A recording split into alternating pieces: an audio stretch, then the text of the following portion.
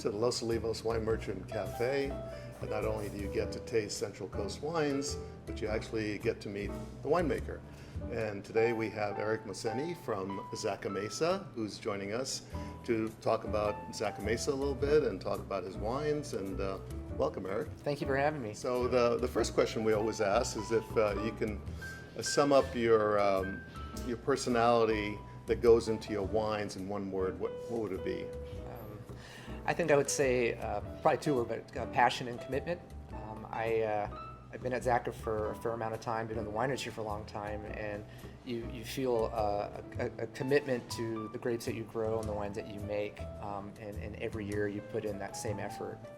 And you have, pride in your product. Right. So you want to have a little bit of your personality, but you want to make sure that when someone has a glass of Zaca Mesa wine, they go, "Wow, that's really nice," and then you feel good about that when people do that. Right? And I think with winemaking, my philosophy when winemaking is always, you're telling a story, and there's a lot of different parts of that story. It's definitely the vineyard, the varietal, the region, the vintage, and then I think also there's a little bit of the winemakers involved. Are they nervous? Are they conservative? Are they messy? Are they clean? And that all gets kind of relayed, I think, in wine, which is kind of fun.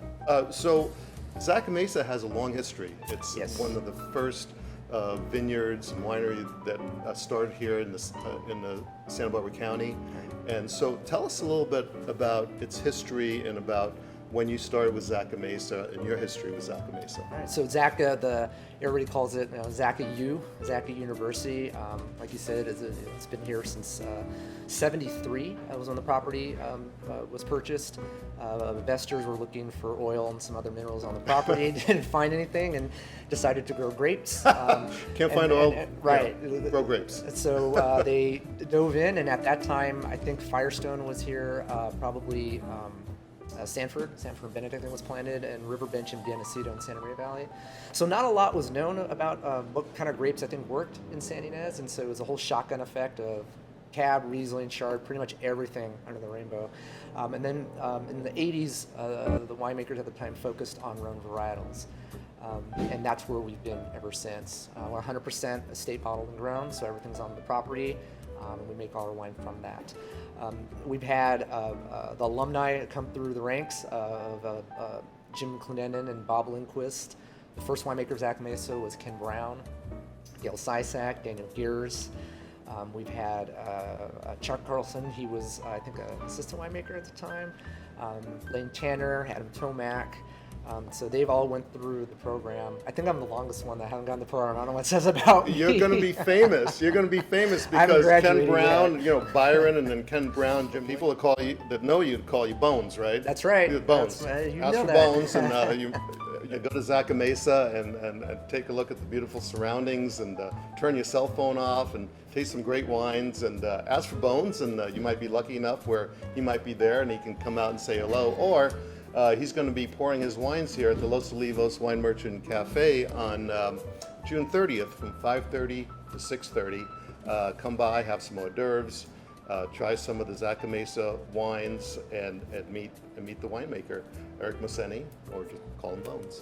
I remember when I interviewed, I was up in the vineyard, and I just looked at the property, and I looked at the land and the vines, and I was like, this is it. This is where I want to be. The culture we have, my vineyard manager, Ruben Camacho, is celebrating his 40th year there. Agustin Robles, my cellar master, is his 32nd year.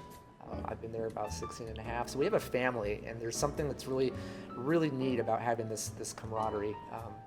I spend more time with my crew than I do with my own family.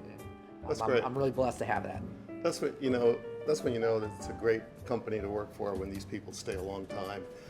There we have some employees here that have stayed many, many years, that have been here 20 years and so forth. And that's great to hear that Zaca Mesa's got these long-term employees that's still there. It means everybody likes working there, they get along, and they love what they do. And I know that when I've been to Zaca Mesa, it's just beautiful. I mean, just you go there and the hills back there, and then the wine tasting room is pretty, and then you got this big giant chessboard out there with big giant chess pieces. That's kind of fun if you want to go and sip a little bit of Zaca Mesa wine and play some chess, you can do that as well. Yeah, no, everyone knows us for a chessboard, and yeah, we're tucked away on Fox and Canyon Road. We're right actually at the line between San Ynez Valley and Santa Maria Valley, Grand Appalachians. We don't have any cell service there, which is kind of nice. It's an old barn. We make the wine in the same place where they did back in the 70s. That's great. So it's pretty cool. The power of now. Just That's put right. your cell phone That's away right. and just concentrate Be in on the what moment. you're doing right now. Be in the moment. And there's also this famous Syrah block there, the Yes. Black Bear block that Zaca Mesa has, and some great wines coming out of that Black Bear block. It's always one of my favorite Zaca Mesa wines to have is that Black Bear block when I can afford it. But tell us the history of Black Bear block and why they call it that. So the Black Bear block, it's a 2.5 acre parcel planted in we call it our Mesa vineyard. It's a higher elevation vineyard. It was planted in '78 on original rootstock. Ken Brown planted that. The vines came from Gary Eberly. When Gary was planting and building his Estrella River winery in Paso, he wanted to have Syrah. He talked to his professor at UC Davis, Dr. Olmo, and wanted to find a good clone of Syrah. At that time, all the research was on the Australian clones. And Dr. Olmo said, there's a beautiful clone. It's not in quarantine. It's kind of a suitcase cone cutting, and it's off campus. And told Gary where to get it. Gary got cuttings. Story I've been told is came from Hill of Hermitage from Chapoutier. So Ken Brown got the cuttings from Gary Eberly and planted this little Syrah block. It's 12 feet between rows, 7 feet between vines. You would not plant a vineyard this day, but what you have is vine age. And this particular clone of Syrah Estrella has beautiful elongated clusters. They're very loose, very, very small berries.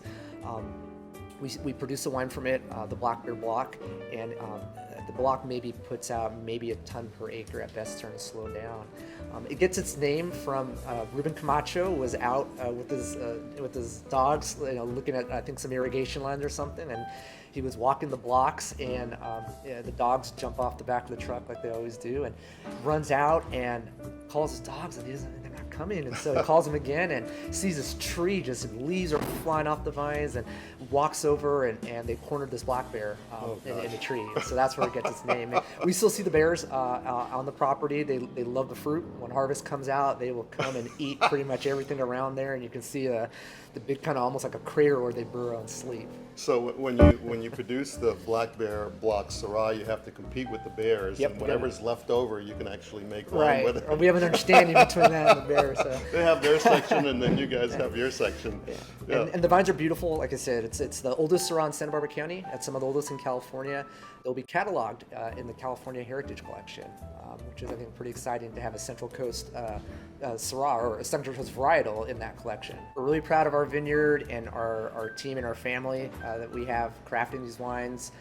We like doing a lot of hands-off winemaking and have the wines be very expressive of the varietal and the region and the vintage. It kind of show a nice representation of what Rhone varietals do here in California. Well, Bones, thanks for coming out. Good to see you again. We don't get to chat very often, but this is fun, kind of hanging out with you a little bit and talking about wine and Zaca Mesa, and hopefully we'll see each other again soon, definitely on June 30th. Thanks, Sam. Okay. Cheers. Cheers.